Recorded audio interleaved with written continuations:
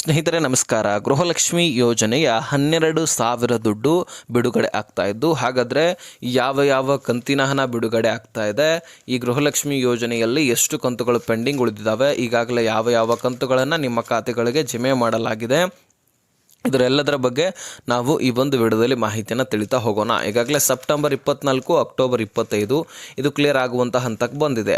ಇದನ್ನು ಹೊರತುಪಡಿಸಿ ಇನ್ನೂ 6 ಕಂತುಗಳು ಸ್ನೇಹಿತರೆ. ಹಾಗಾದರೆ ಯಾವ ಯಾವ ಕಂತುಗಳು ನಿಮ್ಮ ಖಾತೆಗಳಿಗೆ ಬರಬೇಕು, ಇನ್ನು ಲೈವ್ ಸರ್ಟಿಫಿಕೇಟ್ ಅಂತೂ ಇದರ ಬಗ್ಗೆ ನೀವು ಸಾಕಷ್ಟು ಸೋಷಿಯಲ್ ಮೀಡಿಯಾಗಳಲ್ಲಿ ಮಾಹಿತಿಯನ್ನು ನೋಡ್ತಾ ಇದ್ದೀರಿ. ಆದರೆ ಇದ್ರ ಬಗ್ಗೆ ನಿಮಗೆ ಕ್ಲಿಯರಿಟಿ ಸಿಕ್ಕಿದೆಯೋ ಇಲ್ವೋ ಅಂತೂ ನನಗಂತೂ ಗೊತ್ತಿಲ್ಲ. ಆದರೆ ಈ ವಿಡಿಯೋ ನೋಡಿದ್ರೆ ಖಂಡಿತವಾಗಲೂ ಕ್ಲಿಯರಿಟಿ ಸಿಗುತ್ತೆ. ಲೈವ್ ಸರ್ಟಿಫಿಕೇಟನ್ನು ಮಹಿಳಾ ಮತ್ತು ಮಕ್ಕಳ ಕಲ್ಯಾಣ ಇಲಾಖೆ ಯಾಕೆ ಬೇಡ್ತಾ ಇದೆ, ಎಂಥವರಿಗೆ ಬೇಡ್ತಾ ಇದೆ, ನೀವು ಎಲಿಜಿಬಲ್ ಇದ್ರೂ ಸಹಿತ ಕೊಡಲೇಬೇಕು. ಹಾಗಾಗಿ ಬನ್ನಿ ಸ್ನೇಹಿತರೆ, ಇದರೆಲ್ಲದರ ಬಗ್ಗೆ ನಾವು ಈ ಒಂದು ವಿಡಿಯೋದಲ್ಲಿ ಮಾಹಿತಿಯನ್ನು ನೋಡ್ತಾ ಹೋಗೋಣ. ಸೊ ತೀರಾ ಇಂಪಾರ್ಟೆಂಟ್ ಮಾಹಿತಿ. ರಾಜ್ಯದ ಎಲ್ಲ ಗೃಹಲಕ್ಷ್ಮಿಯರು ಕೂಡ ಈ ಒಂದು ವಿಡಿಯೋನ ಮಿಸ್ ಮಾಡದೆ ಕೊನೆವರೆಗೂ ವಾಚ್ ಮಾಡಿ.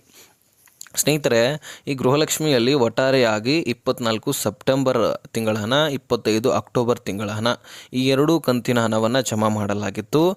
ಅದಕ್ಕಿಂತ ಮುಂಚೆ 7,500 ಕೋಟಿಯಷ್ಟು ಫಂಡನ್ನು ಹಣಕಾಸು ಇಲಾಖೆ ರಿಲೀಸ್ ಮಾಡಿತ್ತು. ಹಣಕಾಸು ಇಲಾಖೆ ಇಷ್ಟಕ್ಕೆ ದುಡ್ಡು ಒಮ್ಮೆಲೆ ರಿಲೀಸ್ ಮಾಡಿರುವಂಥದ್ದು ಫಸ್ಟ್ ಟೈಮ್ ಅಂತ ಹೇಳ್ಬೋದು. ಯಾಕೆ ಅಂತ ಅನ್ನೋದಾದರೆ, ಅದರ ಮೇಲೆ ಫ್ರೆಷರನ್ನು ಸಚಿವ ಲಕ್ಷ್ಮೀ ಹೆಬ್ಬಾಳ್ಕರ್ ಅವರೇ ಸ್ವತಃ ಹಾಕಿದರು.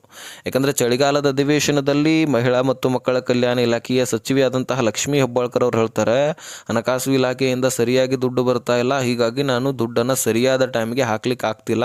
ಸೊ ಪ್ರತಿ ತಿಂಗಳು ಕೂಡ ನಾನು ನೋಟಿಸನ್ನು ಕಳಿಸಿರ್ತೀನಿ, ಆದರೆ ಹಣಕಾಸು ಇಲಾಖೆಯಿಂದ ದುಡ್ಡು ಬರದೇ ಇರುವಂತಹ ಕಾರಣಕ್ಕಾಗಿ ಇಷ್ಟು ಕಂತುಗಳು ಡಿಲೇ ಆಗಿದ್ದಾವೆ. ಹೀಗಾಗಿ ಹಣಕಾಸು ಇಲಾಖೆಗೆ ನಾನು ಮನವಿ ಕೂಡ ಮಾಡ್ಕೊಂಡಿದ್ದೀನಿ. ಈಗಾಗಲೇ CM ಅವರ ಆದೇಶ ಕೂಡ ಹೋಗಬೇಕಾಗಿದೆ. ಅತಿ ಶೀಘ್ರದಲ್ಲಿ ನಾನು ಎಲ್ಲ ಕಂತುಗಳನ್ನು ಕ್ಲಿಯರ್ ಮಾಡ್ತೀನಿ ಅಂತ ಹೇಳಿದರು. ಅದರಲ್ಲಿ ಮುಖ್ಯವಾಗಿ ಹೋದ ವರ್ಷದ 2025 ಪ್ರಾರಂಭದಲ್ಲಿ ಜನವರಿ ತಿಂಗಳಾದ ಬಳಿಕ ಡೈರೆಕ್ಟ್ ಏಪ್ರಿಲ್ ತಿಂಗಳದ ಹಣ ಹಾಕಿದ್ರು. ಇದರ ಬಗ್ಗೆ ನಾನು ಹೇಳಿದ್ದೀನಿ. ಅದೇ ರೀತಿಯಾಗಿ ಮಧ್ಯೆ ಇರತಕ್ಕಂತಹ ಫೆಬ್ರವರಿ ಮತ್ತು ಮಾರ್ಚ್ ತಿಂಗಳ ಹಣವನ್ನು ಸರ್ಕಾರ ಕೊಟ್ಟಿರಲಿಲ್ಲ.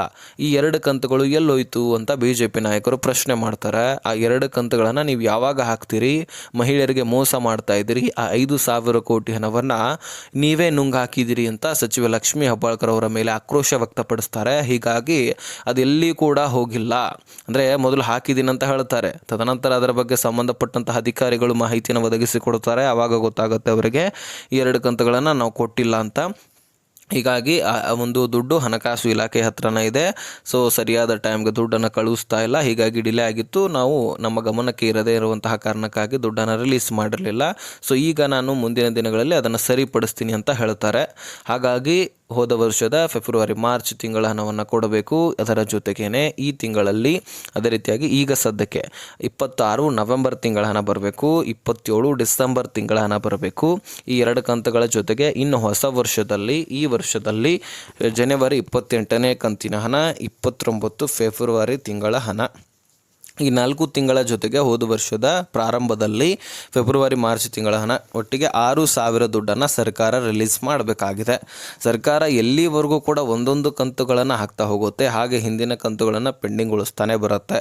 ಯಾವಾಗ ಒಂದು ತಿಂಗಳಲ್ಲಿ 2 ರಿಂದ 3 ತಿಂಗಳ ಹಣವನ್ನು ಕ್ಲಿಯರ್ ಮಾಡ್ತಾರೋ ಆವಾಗ ಮಾತ್ರ ಸರ್ಕಾರಕ್ಕೆ ಈ ದುಡ್ಡಿನಿಂದ ಕ್ಲಿಯರ್ ಆಗಲಿಕ್ಕೆ ಸಾಧ್ಯ. ಇಲ್ಲಿವರೆಗೂ ಕೂಡ ಈ ದುಡ್ಡು 6 ಕಂತುಗಳು ಬರಬೇಕು. ಅಂದರೆ ಪ್ರತಿಯೊಬ್ಬ ಮಹಿಳೆಯರಿಗೂ ಕೂಡ 12,000ದಷ್ಟು ದುಡ್ಡು ಬರಬೇಕು. ಒಂದು ಕಂತಿನಲ್ಲಿ 2,500 ಕೋಟಿ ಖರ್ಚು ವೆಚ್ಚ ಆದರೆ 2 ಕಂತಿಗೆ 5,000 ಕೋಟಿ ಹಣ ವೆಚ್ಚ ಆಗತ್ತೆ. 3 ಕಂತುಗಳಿಗೆ 7,500 ಕೋಟಿ. ಹಾಗಾದರೆ 6 ಕಂತುಗಳಿಗೆ ಸ್ನೇಹಿತರೆ 15,000 ಕೋಟಿಯಷ್ಟು ದುಡ್ಡು ಸರ್ಕಾರ ಬಿಡುಗಡೆ ಮಾಡಬೇಕು. ಅದರಲ್ಲಿ ಈಗಾಗಲೇ ಸಾರಿಗೆ ಇಲಾಖೆಯು ಕೂಡ ನಮ್ಮ ಹಿಂಬಾಕಿ ಹಣವನ್ನು ಕೊಟ್ಟಿಲ್ಲ ಅಂತ ಹೇಳ್ಬಿಟ್ಟು ಪ್ರತಿಭಟನೆ, ಅದೇ ರೀತಿಯಾಗಿ ಬಸ್ಗಳನ್ನು ಬಂದ್ ಮಾಡಿದರು. ಅದರ ಮೇರೆಗೆ 36 ತಿಂಗಳ ಹಿಂಬಾಕಿ ಹಣದ ಬದಲಾಗಿ 26 ತಿಂಗಳ ಹಿಂಬಾಕಿ ಹಣವನ್ನು ನಾವು ಕೊಡ್ತೀವಿ ಅಂತ ಸರ್ಕಾರ ಹೇಳಿತ್ತು. ಸರಿಸುಮಾರು 1,160 ಕೋಟಿಯಷ್ಟು ದುಡ್ಡನ್ನು ಸಾರಿಗೆ ಇಲಾಖೆಗೆ ಹಣಕಾಸು ಇಲಾಖೆ ಈಗಾಗಲೇ ಬಿಡುಗಡೆ ಮಾಡಿದೆ. ಹೀಗಾಗಿ ಗೃಹಲಕ್ಷ್ಮಿಯಲ್ಲಿ ಕೂಡ ಒಂದಿಷ್ಟು ಗೊಂದಲ ಉಂಟಾದರೂ ಆಗಬಹುದು. ಯಾಕಂದರೆ ಸರ್ಕಾರದ ಬಳಿ ಎಷ್ಟು ದುಡ್ಡಿದೆ, ಎಷ್ಟು ಇಲ್ಲ ಅಂತ ನೀವು ತಿಳ್ಕೊಂಡಿರಬಹುದು. ನಾನೇನು ಅದರ ಬಗ್ಗೆ ಬಿಡಿಸಿ ಹೇಳುವಂಥದ್ದೇನಿಲ್ಲ. ಯಾಕಂದರೆ ಗ್ಯಾರಂಟಿ ಯೋಜನೆಗಳನ್ನು ಜಾರಿ ಮಾಡಿದಾಗಿನಿಂದ ಸರ್ಕಾರ ಲಕ್ಷಾಂತರ ಸಾಲ ಮಾಡ್ಕೊಂಡಿದೆ, ಕೋಟಿಗಟ್ಟಲೆ. ಹೈಯೆಸ್ಟ್ ಸಾಲ CM ಸಿದ್ದರಾಮಯ್ಯನವರೇ ಮಾಡ್ಕೊಂಡಿದ್ದಾರೆ. ನಮ್ಮ ರಾಜ್ಯದಲ್ಲಿ CM ಲಿಸ್ಟ್ಗಳಲ್ಲಿ ಯಾರು ಹೆಚ್ಚಾಗಿ ಸಾಲವನ್ನು ಮಾಡ್ಕೊಂಡಿದ್ದಾರೆ ಅಂದರೆ ಅದು CM ಸಿದ್ದರಾಮಯ್ಯನವರು. ಅದೇ ರೀತಿಯಾಗಿ ಹೆಚ್ಚಿನ ಆಡಳಿತವನ್ನು ಮಾಡಿದವರು ಕೂಡ ಅವರೇ. ಆದರೆ ಈಗ ಸದ್ಯಕ್ಕೆ 6 ಕಂತುಗಳು ಪೆಂಡಿಂಗ್ ಉಳಿದಿದ್ದಾವೆ. ಅದರಲ್ಲಿ ಈಗ 26ನೇ ಕಂತಿನ ಹಣ ನಿಮ್ಮ ಖಾತೆಗಳಿಗೆ ಜಮಾ ಆಗಲಿಕ್ಕೆ ಪ್ರಾರಂಭವಾಗಿದೆ. 26ನೇ ಕಂತಿನ ಹಣ ಬೆಂಗಳೂರು ನಗರ ಸೇರಿದಂತೆ ಬೆಂಗಳೂರು ಗ್ರಾಮಾಂತರ, ವಿಜಯನಗರ, ಧಾರವಾಡ, ಯಾದಗಿರಿ, ಉತ್ತರ ಕನ್ನಡ, ದಕ್ಷಿಣ ಕನ್ನಡ, ಬೆಳಗಾವಿ, ಇದೇ ರೀತಿಯಾಗಿ ತುಮಕೂರು, ಬೀದರ, ಈ ಎಲ್ಲ ಜಿಲ್ಲೆಗಳಲ್ಲಿರ್ತಕ್ಕಂತಹ ಗೃಹಲಕ್ಷ್ಮಿಯರ ಖಾತೆಗಳಿಗೆ ದುಡ್ಡನ್ನು ಜಮೆ ಮಾಡಲಾಗ್ತಾ ಇದೆ. ಅದರಲ್ಲಿ ಮುಖ್ಯವಾಗಿ ಬೆಂಗಳೂರು ನಗರ ಮತ್ತು ಬೆಂಗಳೂರು ಗ್ರಾಮಾಂತರ. ಯಾಕೆ ಅಂತ ಕೇಳೋದಾದರೆ ಅದರ ಸುತ್ತಮುತ್ತ ಇರತಕ್ಕಂತಹ 35 ತಾಲೂಕು ಗ್ರಾಮ ಪಂಚಾಯಿತಿಗಳಿಗೆ ದುಡ್ಡನ್ನು ಕಳುಹಿಸಲಾಗಿರುತ್ತೆ. ಅದರದೇ ಆದಂತಹ ಎಲ್ಲ ಪ್ರೊಸೆಸರನ್ನು ಮುಗಿಸ್ಕೊಂಡಿರುತ್ತೆ. ಹೀಗಾಗಿ ಆ ಪ್ರೊಸೆಸರನ್ನು ಮುಗಿಸ್ಕೊಂಡು ನಿಮ್ಮ ಖಾತೆಗಳಿಗೆ ದುಡ್ಡನ್ನು ಜಮಾ ಮಾಡಲಿಕ್ಕೆ ಟೈಮ್ ತೊಗೊಳ್ಕೊಳ್ಳುತ್ತೆ.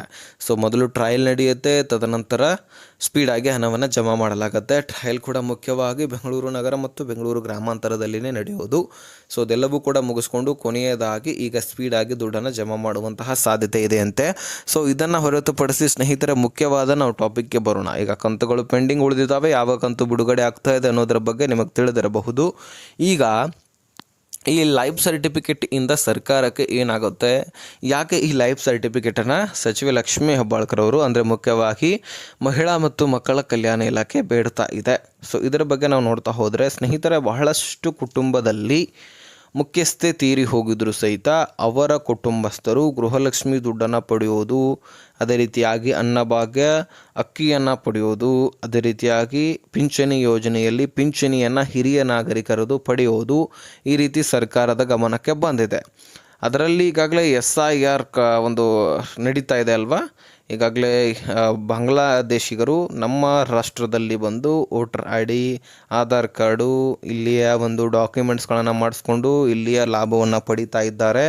ಅದರಲ್ಲಿ SIR ಏನು ನಡೀತಾ ಇದೆ ಅಲ್ವಾ ಪ್ರಕ್ರಿಯೆ, ಅದರಲ್ಲಿ ಲಕ್ಷಾಂತರ ಫಲಾನುಭವಿಗಳು ಸಿಕ್ಕಿ ಬಿದ್ದಿದ್ದಾರೆ. ಅದರಲ್ಲಿ UHID ನಂಬರ್ ಜನ್ರೇಟ್ ಮಾಡಿ ಮೊನ್ನೆ ತಾನೇ ನಿಮ್ಮ ಎಲ್ಲ ಡೀಟೇಲ್ಸನ್ನು ಕಲೆಕ್ಟ್ ಮಾಡ್ಕೊಂಡಿದ್ದಾರೆ ನಿಮ್ಮ ಹತ್ತಿರದ ಅಧಿಕಾರಿಗಳು. ಸೊ ಹೀಗಾಗಿ ನಿಮ್ಮಲ್ಲಿರ್ತಕ್ಕಂತಹ ಎಲ್ಲ ಡೀಟೇಲ್ಸ್ಗಳು ಕೂಡ ಸರ್ಕಾರಕ್ಕೆ ಹೋಗಿರುತ್ತೆ.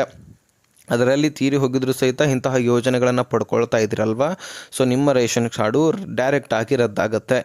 ಯಾರು ಈ ರೇಷನ್ಸ್ ಕಾರ್ಡ್ಗಳನ್ನು ಅಂದರೆ ಈಗ ತೀರಿ ಹೋಗಿದ್ರು ಸಹಿತ ಅವರ ಹೆಸರಿನಲ್ಲಿ ಮರಣ ಪ್ರಮಾಣ ಪತ್ರವನ್ನು ತೆಗೆಸಿಕೊಂಡಿಲ್ಲ, ಅವರು ಬೇಗನೆ ತೆಗೆಸಿಕೊಳ್ಳಿ. ಅಥವಾ ಆ ಒಂದು ಸ್ಥಳದಲ್ಲಿ ಅಂದರೆ ಮುಖ್ಯಸ್ಥಿಗೆ ಸ್ಥಾನದಲ್ಲಿ ಬೇರೆ ಹೆಣ್ಣು ಮಕ್ಕಳ ಒಂದು ಹೆಸರನ್ನು ಸೇರ್ಪಡೆ ಮಾಡ್ಕೊಳ್ಳಿ ನಿಮ್ಮ ಕುಟುಂಬಸ್ಥರದು. ನಾವು ಎಂದಿನಂತೆ ಜಮಾ ಮಾಡ್ತೀವಿ. ಆದರೆ ತೀರಿ ಹೋಗಿದ್ರು ಸಹಿತ ಈ ರೀತಿ ಪಡ್ಕೊಳ್ತಾ ಇದ್ದರೆ ಇದು ಸರ್ಕಾರಕ್ಕೆ ವಿರುದ್ಧವಾಗಿರುತ್ತೆ. ಹೀಗಾಗಿ ನಾವು ರದ್ದು ಮಾಡ್ತೀವಿ ಅಂತ ಸರ್ಕಾರ ತಿಳಿಸಿದೆ. ಸೊ ಹಾಗಾಗಿ ಇದರ ಬಗ್ಗೆ ನೀವು ಒಂದು ಸ್ವಲ್ಪ ವಿಚಾರ ಮಾಡಿ. ಇನ್ನು ಬಹಳಷ್ಟು ಜನ ಬದುಕಿದ್ರು ಸಹಿತ ಅದನ್ನು ತೆಗೆದುಹಾಕಿದ್ದಾರೆ ರಾಜ್ಯ ಸರ್ಕಾರ. ಅದರಲ್ಲಿ ಡೌಟ್ ಬಂದರೆ ತೆಗೆದುಹಾಕಿದ್ದಾರೆ. ಅವ್ರ ಬಗ್ಗೆ ಸಂಪೂರ್ಣವಾದ ಡೀಟೇಲ್ಸ್ ಸಿಗದೇ ಇರುವಂತಹ ಕಾರಣಕ್ಕಾಗಿ ಕೂಡ ತೆಗೆದುಹಾಕಿರ್ತಾರೆ. ಆದರೆ ಅವರು ಬದುಕಿರ್ತಾರೆ.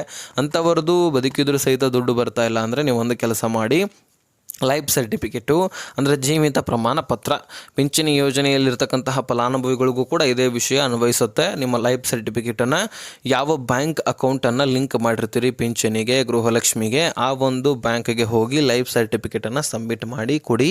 ತದನಂತರ ನಿಮಗೆ ಮತ್ತೆ ದುಡ್ಡು ಜಮಾ ಆಗಲಿಕ್ಕೆ ಪ್ರಾರಂಭವಾಗುತ್ತೆ. ಇದನ್ನು ಸ್ವತಃ ಮಹಿಳಾ ಮತ್ತು ಮಕ್ಕಳ ಕಲ್ಯಾಣ ಇಲಾಖೆ ತಿಳಿಸಿರ್ತಕ್ಕಂಥದ್ದು. ಇದಿಷ್ಟು ಇನ್ಫಾರ್ಮೇಷನ್ ಆಗಿತ್ತು, ತಿಳಿಸಿದ್ದೀನಿ. ಈ ವಿಡಿಯೋ ನೋಡಿದ್ದಕ್ಕೆ ಧನ್ಯವಾದ. ಈ ವಿಷಯವನ್ನು ಆದಷ್ಟು ಎಲ್ಲ ಗೃಹಲಕ್ಷ್ಮಿಯರಿಗೆ ಶೇರ್ ಮಾಡಿ.